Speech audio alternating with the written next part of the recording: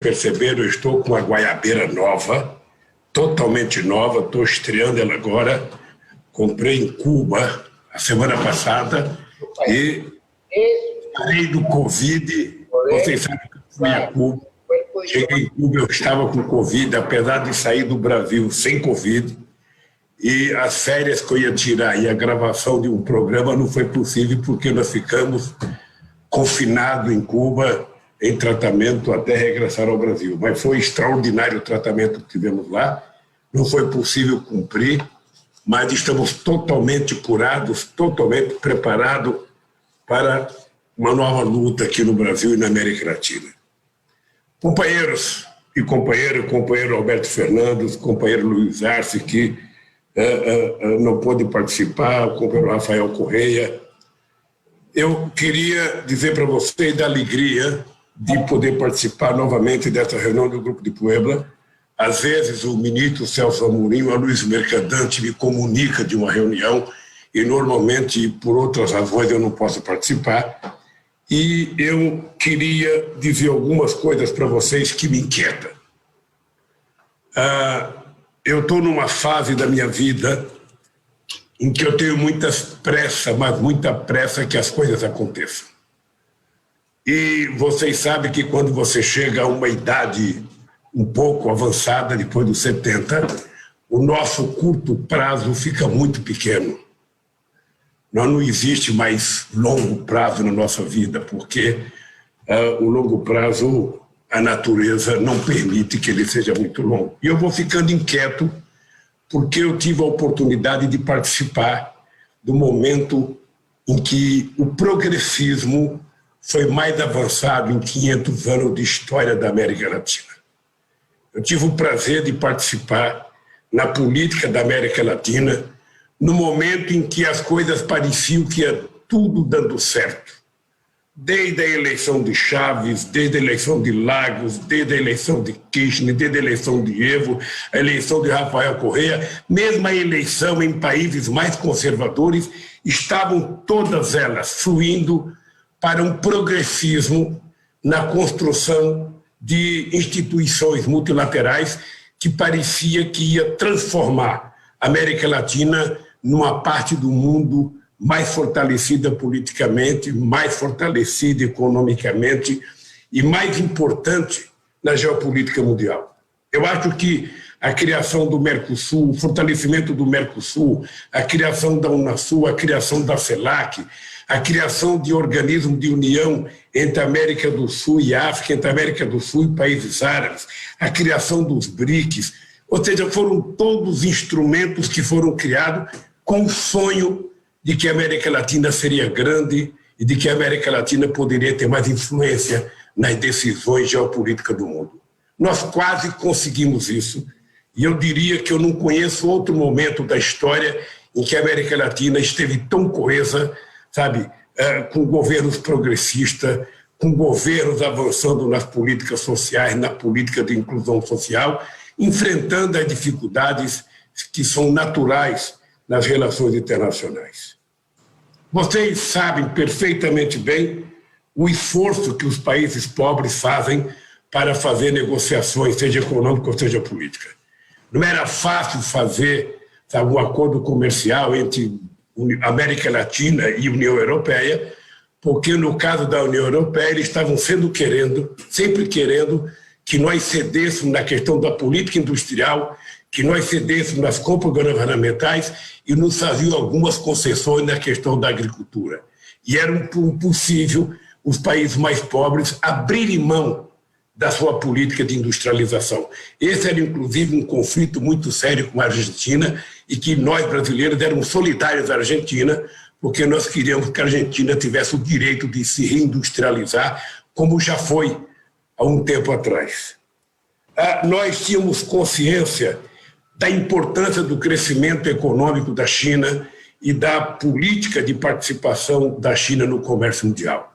Foi por isso que aqui no Brasil, na visita do Rugital, a gente, contra a vontade de alguns companheiros, a gente reconheceu a China como economia de mercado, porque eu entendia que era melhor a China estar dentro da OMC brigando do que ela fazendo política comercial por fora como se fosse um agente quase que nocivo na política comercial. Então, o importante era trazer a China para dentro, e hoje nós vivemos a China praticamente como um dos países mais ricos do mundo, possivelmente, sabe, vai passar dentro de alguns anos os Estados Unidos e vai ser a economia mais rica do mundo. E nós, na América Latina, precisamos ter uma coisa muito importante: a gente não pode ficar entre a grandeza americana e a grandeza chinesa na nossa pequenez. Nós não precisamos ter alinhamento direto, a gente pode ter uma política de independência e a gente pode ter um grupo econômico forte se os nossos governantes tiverem noção de que a gente pode ser muito forte se a gente estiver unido. Se a gente tiver, sabe, a construção dos instrumentos que nós tentamos criar e que não deu certo, como o Banco do Sul, como a CELAC, que foi a única reunião que participava, sabe, Cuba. E a pergunta que eu queria até fazer ao Aloysio Mercadante, ao Conselho Político, é que eu sinto falta, sabe, que não se fala de Cuba nessa reunião, Cuba não está participando sequer, sabe, aqui no manifesto que o Samper ia ler, o manifesto é o seguinte: ele não fala nem de Cuba e nem fala da Venezuela. Eu até gostaria de uma explicação por que não fala de Cuba e da Venezuela, porque nós não somos a concordar, não somos obrigados a concordar com a tomada de posição dos americanos contra a Venezuela e nem com a acordância, sabe, da União Europeia de ter concordado com o impostor para ser presidente do México fictício. Compañero Lula, si puede ir redondeando, estamos con los tiempos. Este es el lugar antipático que me toca a mí hoy. Eu não sei se o Grupo de Puebla tem noção do que vocês e nós poderemos representar. Eu conheço muitos conselhos e eu não sei se tem no mundo, em alguma região do planeta, um conselho com a representatividade que tem o Conselho de Puebla. Esse grupo político do Puebla é muito forte, tem personalidades muito importantes, tem gente muito competente, seja na diplomacia, seja na política, seja na visão, sabe, do mundo do trabalho.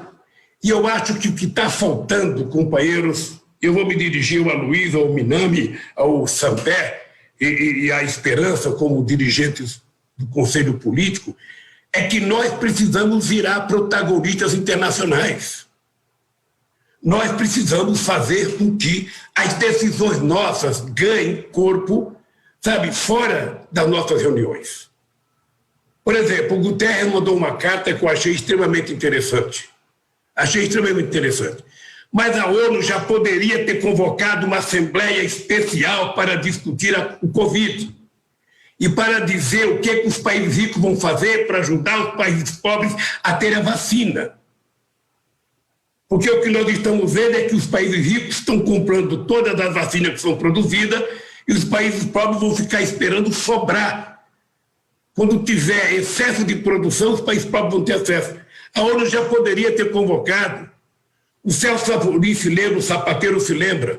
Quando houve a crise econômica de 2008, numa semana foi criado o G20 para discutir o quê? Para discutir a economia, para discutir a salvação de quem? Não do povo trabalhador. Naquele tempo eles queriam discutir a salvação do sistema financeiro que tinha quebrado.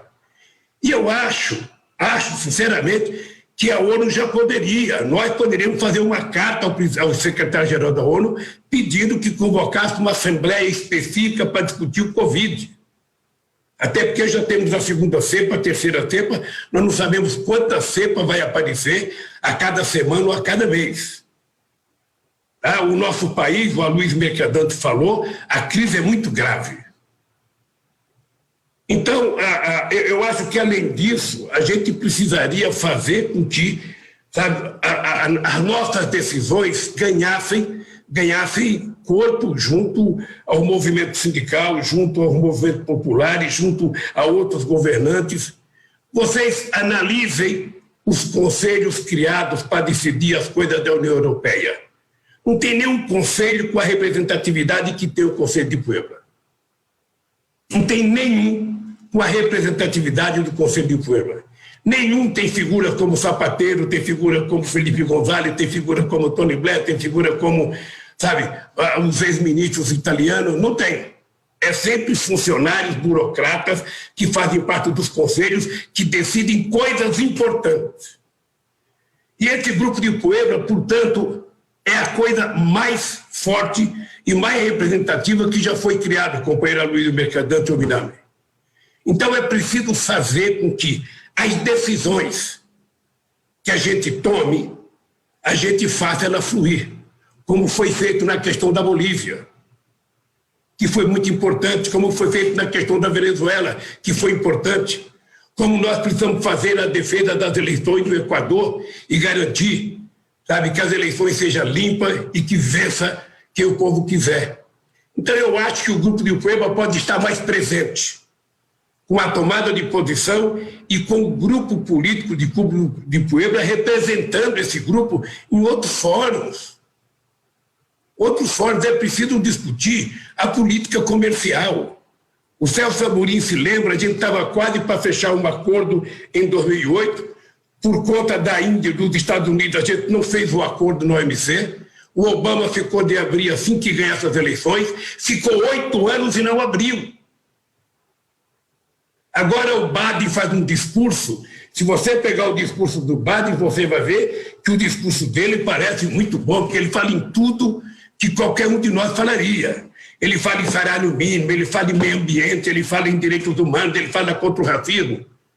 Tá? Vamos ver como é que isso anda. Porque o Biden não era melhor de discurso do que o Obama. E o Obama fez belos discursos e executou pouquíssima coisa. Então eu acho que o grupo de Puebla pode ser mais ativo, pode ser mais vivo, pode ser mais atuante e fazer com que as nossas decisões elas possam acontecer. Por exemplo, companheiros, o mundo do trabalho ruiu.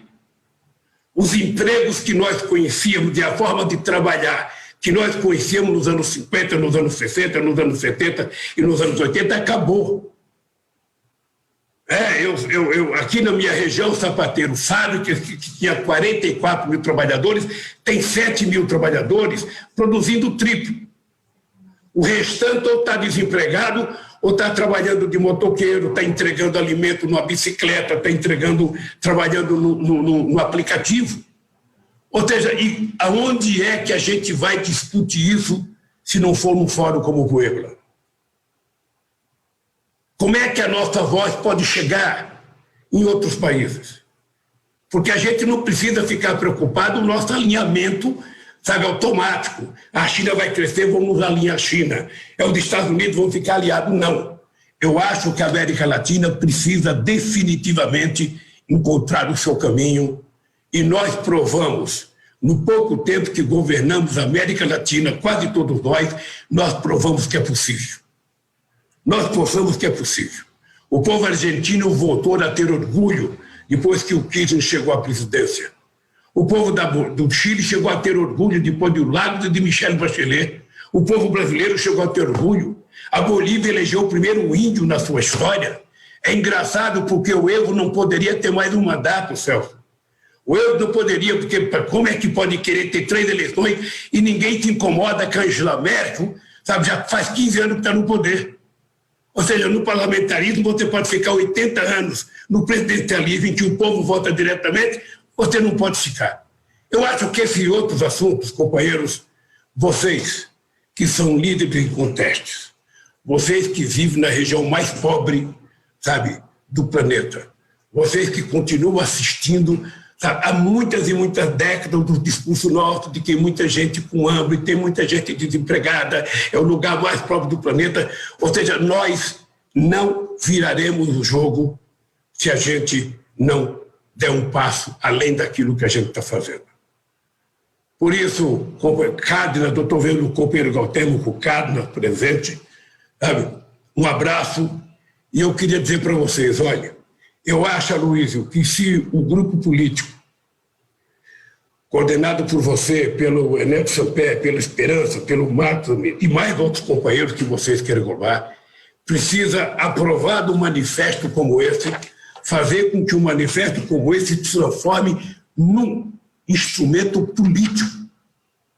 para que todos os partidos políticos progressistas da Europa, para que todos os partidos progressistas de esquerda da América Latina, para que os chineses conheçam, para que os russos conheçam, sabe? Para que a gente possa abrir o debate político e não ficar tendo como amigos aquele que os Estados Unidos acham que são amigos. E tendo como inimigos aqueles que eles acham que são inimigos. Eles determinam quem são amigos e quem são os amigos. A América Latina provou que não precisa ser assim. Eu tive o prazer, a Dilma está aí, teve o prazer, a Argentina teve o prazer, o Chile, o Equador, de que é possível a gente construir instrumentos de liberdade para nós e não ficar apenas sonhando. Os americanos, eu vou dizer uma coisa para terminar aqui, a minha experiência de boa relação com os americanos. Eu sou um privilegiado porque tive boa relação, talvez pela qualidade da atuação do Celso Amorim. Mas eu me convenci que os americanos não almejam, não desejam e não vão permitir nunca que a América Latina vire protagonista internacional. Eu senti isso pelo Brasil e posso dizer para vocês, eles não aceitam que tenha um outro protagonista. Sobretudo agora que a China cresce, eles não conseguem impedir o crescimento da China, eles não querem que a China se espraie pela América Latina. Então, eles resolveram ficar dono. E daí, meus companheiros, toda a operação do golpe contra Dilma, toda a operação do combate à corrupção aqui no Brasil com a Lava Jato está em função de interesses do Departamento de Justiça dos Estados Unidos. Então, a gente olha para isso porque aconteceu no Equador, aconteceu no Peru, tentaram fazer acontecer no Uruguai, no Chile. E eu penso que esse grupo de Puebla, com a experiência acumulada que tem da política, sabe, sem o mandato, pode gritar muito mais alto do que nós temos gritado até agora. Obrigado, desculpa, mas eu precisava falar isso, senão eu não ficaria confortável se eu não dissesse isso. Acho que a gente não pode tratar Cuba como os americanos tratam, a gente não pode tratar a Venezuela como os americanos querem que a gente trate. O Celso Amorim, só para terminar uma coisa, o Celso Amorim participou comigo da construção do grupo de amigos da Venezuela. Foi criado na posse do Gutiérrez, presidente do Equador, em 2003, em janeiro de 2003. Esse grupo de amigos da Venezuela não era amigo do Chávez, mas também não era inimigo do Chávez. Era um grupo de amigos da Venezuela. Participaram os Estados Unidos, com Colin Powell. Participou a Fundação Jimmy Carter.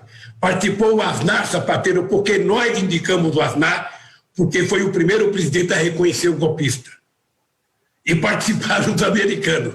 Ou seja, foi feito o referendo do jeito que todo mundo queria, e mesmo depois do referendo, o Chávez ganhando, os americanos não mudaram de comportamento.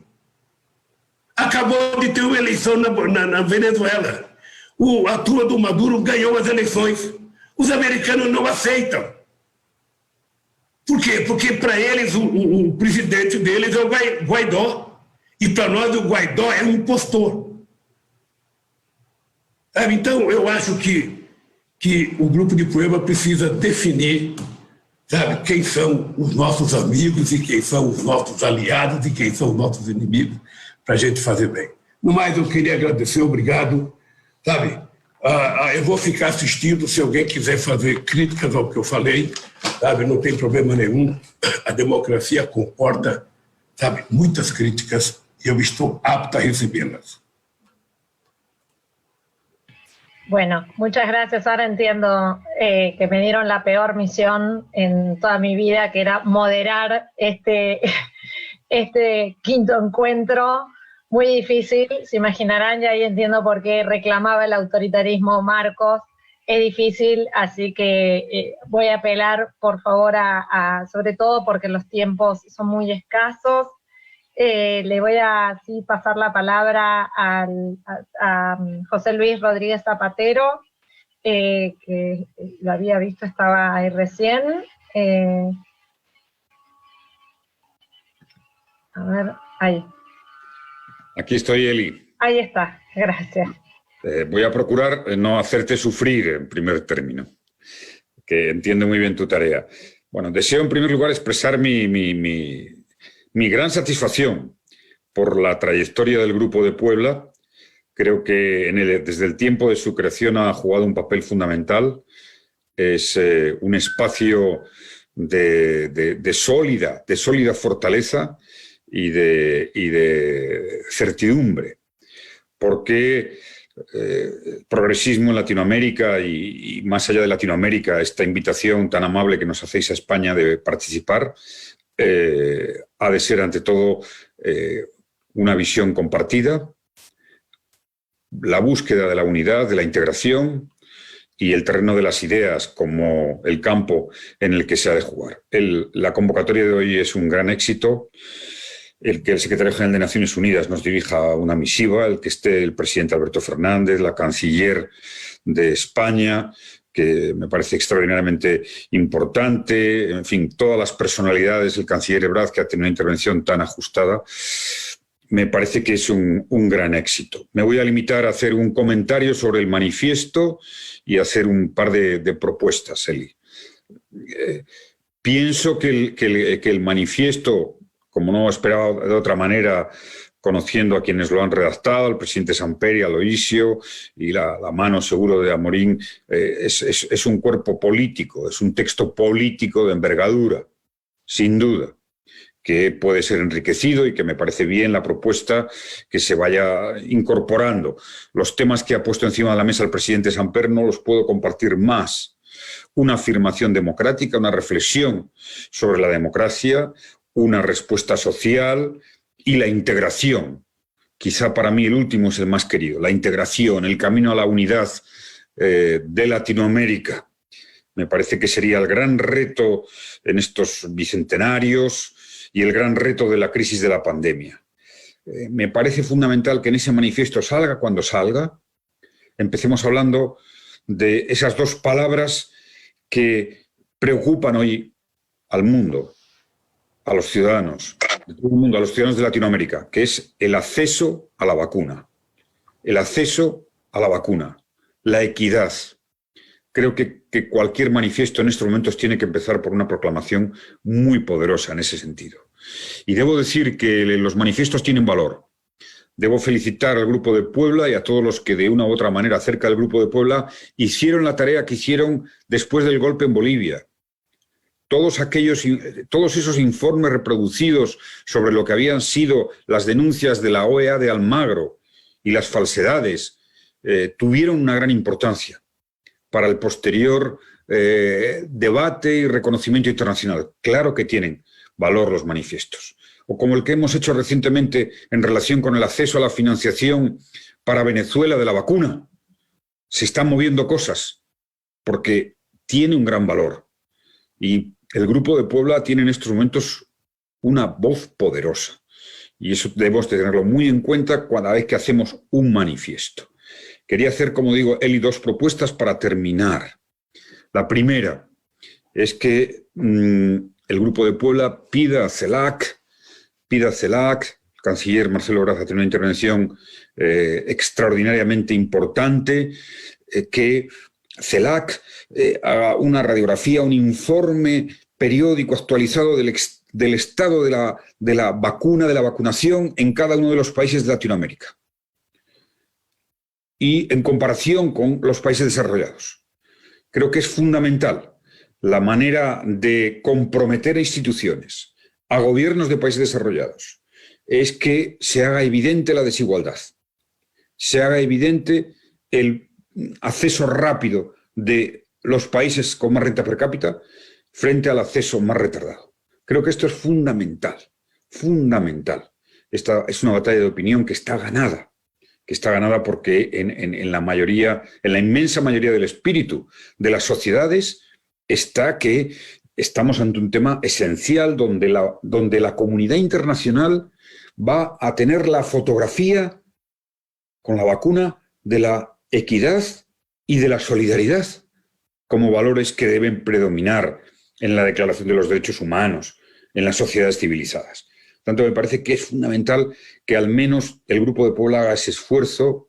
CELAC puede colaborar para informar periódicamente, semana a semana, cómo va la vacuna, cómo va la vacunación, qué países se quedan atrás, cómo les podemos ayudar a través de denuncias, de gestiones y, por supuesto, apoyando siempre lo que haga Naciones Unidas, que creo que multilateralmente debemos ser en esto muy celosos. Y en segundo lugar, y termino como propuesta, más allá del manifiesto que se enriquezca, que me parece muy importante, yo creo que en la línea de lo que se ha planteado de la unidad, de la integración, del momento de la democracia, del que hablaba el presidente Samper, tiene que haber una reflexión, es verdad, de por qué la democracia pierde atractivo, y hemos visto movimientos sísmicos amenazantes a la democracia.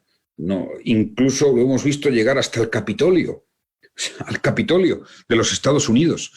Creo que esto es importante que lo tengamos muy incorporado. Yo propondría ahí que se programe alguna reflexión, algún debate, en la línea que me parece más interesante para fortalecer esa autonomía de la que hablaba el canciller Ebrard, esa autonomía integradora de Latinoamérica en lo tecnológico, en lo político, en lo social, ojalá en lo financiero, esa autonomía que solo se logra con la integración, procurar que el Grupo de Puebla tenga un diálogo con la Unión Europea, con actores de la Unión Europea. Me parece importante, ¿por qué? Porque la Unión Europea quizá es la región que en ese contexto que describía el presidente Lula, al que hace referencia Celso Amorín en sus textos, de polarización Estados Unidos-China, creo que el diálogo con la Unión Europea, que es quizá la región más autónoma, más independiente y que no juega una hegemonía, el diálogo, tener un diálogo de ideas, Grupo de Puebla Latinoamérica, me parecería muy, muy interesante. Y por último, y aquí ya sí termino, quiero felicitar a Marco y decir que el éxito de la convocatoria, de estas convocatorias, me lleva a hacer la última reflexión propuesta. Es decir, hagamos cuantos más debates mejor. Es decir, las grandes conquistas de la izquierda, los grandes avances sociales, se ha producido siempre ganando el terreno del debate de las ideas. El debate de las ideas. La movilización intelectual, al final es lo que mueve la conciencia política. Y, por supuesto, desearos a todos salud y que nos cuidemos porque la pandemia es extraordinariamente peligrosa. Gracias. Gracias, José Luis. Le vamos a dar a que está ahí, que creo que compañera, creo. A ver. No se escuchó, querida Dilma, Elis. tenés la palabra. Ahí, hola, ahí, ¿se escuchó? Ahí sí, ahora Digo sí. que le damos la palabra Escucho a Dilma, perfectamente. sí. Ok, gracias, muchas gracias pela palavra. Eu vou falar em meu portunhol. Queria primeiro saudar mais uma reunião nuestra en el Grupo de Puebla, porque creo que temos tenido uma ação muito importante em los acontecimentos, tanto em aqueles de Bolívia, né, que já foram citados, mas também quanto às ações contra nossos companheiros latino-americanos, como foi o caso de las interdiciones a Marco Ominami e também a nosso querido presidente Rafael Correa. Então, eu começo saudando os companheiros e as companheiras pueblanos. E saúdo também nossos companheiros ex-presidentes aqui presentes. Presidente Lula, presidente Zapatero. Saúdo também os presidentes que falaram e os seus representantes, principalmente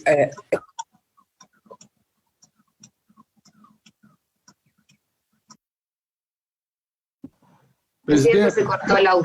Sí, sí, sí, se te silenció Dilma aí. mas não foi eu. Talvez seja algum problema aí, porque meu microfone não lo cienciei. Bom, então vou continuar em português. Eu acredito que aqui no Grupo de Puebla nós temos dois grandes objetivos. Um é esclarecer para nós todos qual é a situação em que vivemos. Daí a importância de todos esses comunicados, de todas essas discussões quanto ao que passa no Equador, o que passa na Bolívia, o que está sendo feito contra... quais são os sucessos também, como é importante saber, né, as vitórias no Chile, né, as vitórias na Constituinte, que pela primeira vez tem uma Constituinte feminista na nossa região.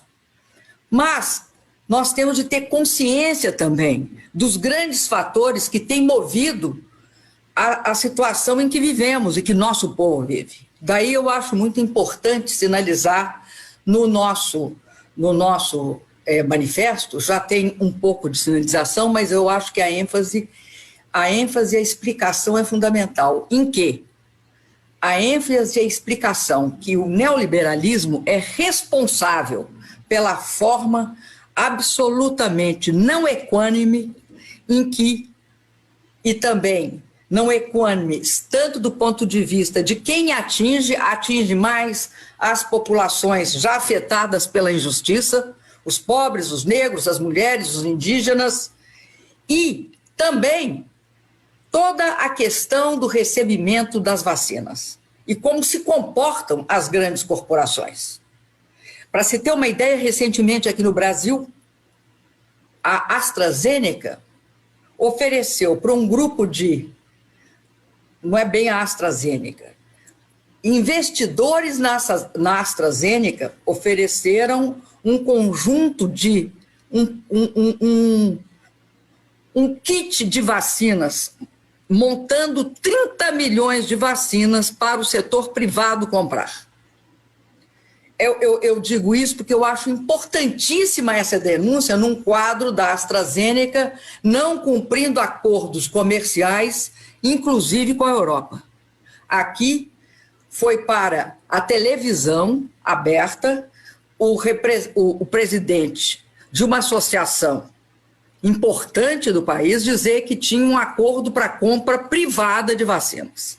Não é só a distribuição, mas também é impedir que a vacina deixe de ser um elemento de bem público. E daí, eu acho que o Stiglitz deu uma grande contribuição ao explicar por que países como os Estados Unidos foram incapazes de enfrentar a coronavírus, principalmente sendo uma das economias ainda a maior economia do mundo por outros critérios que não paridade de poder de compra. Mas, e também o Brasil, a adoção de 40 anos de neoliberalismo levou ao desmonte dos estados.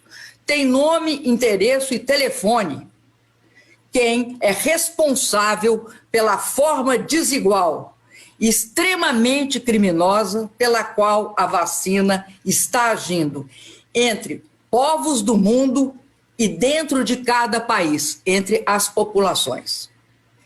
A segunda questão que eu quero levantar é que eu tenho uma discordância no texto inicial do manifesto. É chamar os golpes sofridos aqui na América Latina como golpes blandos. O fato do golpe não ser com tanque na rua, com invasão nos domicílios, com fechamento do Congresso e com tortura explícita, não significa blandura nenhuma. E implica também numa baixa consciência nossa a respeito do efeito do neoliberalismo sobre o que aconteceu na história da América Latina. E eu acho que essa ação política aqui teve similaridades com o que aconteceu no resto do mundo. Aqui, a Venezuela foi ameaçada ao longo dos anos recentes de intervenção militar e golpes usando o parlamento e o judiciário com reconhecimento do Guaidó. Há outro instrumento que foi usado aqui na América Latina e é usado no mundo, é o bloqueio econômico por meio do uso da força do dólar e do sistema financeiro que, fundamentalmente, quem controla é os Estados Unidos. Este bloqueio, ele tem aqui na América Latina o exemplo mais dramático e perverso, que é Cuba. E agora, incidindo sobre a Venezuela. Não entender que esse bloqueio econômico é uma prática sistemática, inclusive repudiada pela União Europeia. Porque, em alguns momentos, a União Europeia foi vítima desse bloqueio, quando tentou, por exemplo, vender produtos para o Irã. Está tentando contorná-lo através de uma criação de um outro processo de pagamentos financeiros internacionais. Nós temos de ter clareza que isto é algo o mais dramático, feito com dois povos, o povo cubano e o povo venezuelano, aqui nos nossos, como diria uma professora minha, nos nossos cornos. Além disso, eu quero destacar a guerra híbrida no seu novo padrão de golpe de Estado. Vou repetir, golpe de Estado necessariamente não é mais tanque na rua. Ele não tem nada de brando. Ele provoca feridas enormes nos países. E aqui ele combinou ações nefastas do sistema judiciário, da mídia e do parlamento. Como no caso do Brasil em 2016, do Paraguai com Lugo em 2012, do Zelaya em Honduras em 2009 e em 2019 incorporando na Bolívia com um componente policial militar. Agora, a OEA não caiu do céu. O controle da OEA, nós sabemos de quem é. E a adoção do lawfare. O lawfare é o uso da lei como arma de destruição e interdição de adversários políticos, transformando esses adversários políticos em inimigos. Eles não são adversários, são inimigos. E inimigo tem de ser destruído. O uso do termo lawfare implica necessariamente numa visão do inquérito jurídico, do sistema judiciário, como um fronte de guerra. E aí nós temos de perceber a nefasta atuação da imprensa, dos grandes grupos midiáticos monopolistas que funcionam na América Latina, que funcionaram lá na Argentina para atacar a vice-presidente atual e presidenta Cristina Kirchner, que atacaram violentamente o Rafael Correia e que atacaram e atacam o presidente Lula. O presidente Lula tem hoje, por obrigação, o Supremo obrigou que fosse entregue para ele todas as gravações do senhor Sérgio Moro e dos senhores promotores e procuradores, mostrando que manipularam a lei, o princípio da justiça. Com ela, né, ela é neutra, ela é justa, ela é imparcial, foi inteiramente diluído. E uma das formas mais importantes de legitimação do Estado democrático de direito, que todos são iguais perante a lei, é demolida com esse processo, porque fica claro que os adversários tornados inimigos não são iguais perante a lei. E isto é que começa, junto com os golpes do tipo híbridos que ocorreram comigo, que ocorreram com Lugo, que ocorreram com Evo, e ocorreram com o Zelaya, mas esse esquema de lawfare, eles explicam por que a democracia está corroída no Brasil. Está inteiramente corroída. Não é corroída porque o Bolsonaro é neofascista apenas. O Bolsonaro é um produto da corrosão. O marco zero é esse processo judicial de julgamento de adversários e um golpe. Então, ou nós percebamos, ou nós não podemos escrever mais golpe blando, por favor. Não pode ser escrito mais também uma aproximação da questão do lawfare como sendo um espaço, uma espécie de bolha, na qual e que não tem efeito sobre as instituições. Tem efeito sobre as instituições. Corrói, corrompe e destrói.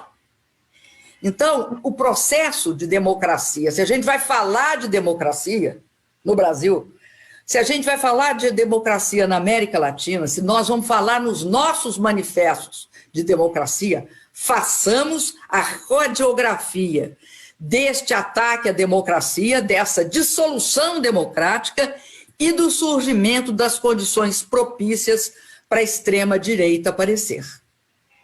Nós somos eu encerro aqui, nós somos um continente que conhece isso. Nós temos experiência em golpe militar, mas temos agora também de ter experiência nisso. E eu quero finalizar com uma questão que eu acho fundamental. Não há possibilidade no multilateralismo de uma relação soberana que tenha com base um alinhamento. Mas desconhecer que no mundo hoje a China assume um papel de liderança e não perceber que nós temos de nos relacionar, sim, eu concordo com a sugestão do Zapatero, que aliás fez uma excelente fala. Nós não temos só de nos relacionar com a União Europeia, nós temos de relacionar também com a China, como fizemos dentro dos BRICS e com a Rússia. E aqui eu encerro. Muchas gracias, Dilma. Le voy a pasar la palabra al compañero Rafael Correa. Rafael, te voy a pedir solamente cuidar el tiempo porque tengo varios pedidos y no llegamos ya como con los pedidos que tengo anotados. Perdón que te lo diga, pero prefiero decir gracias. A la orden, Eli, usted manda. Yo siempre soy muy disciplinado en las cumbres.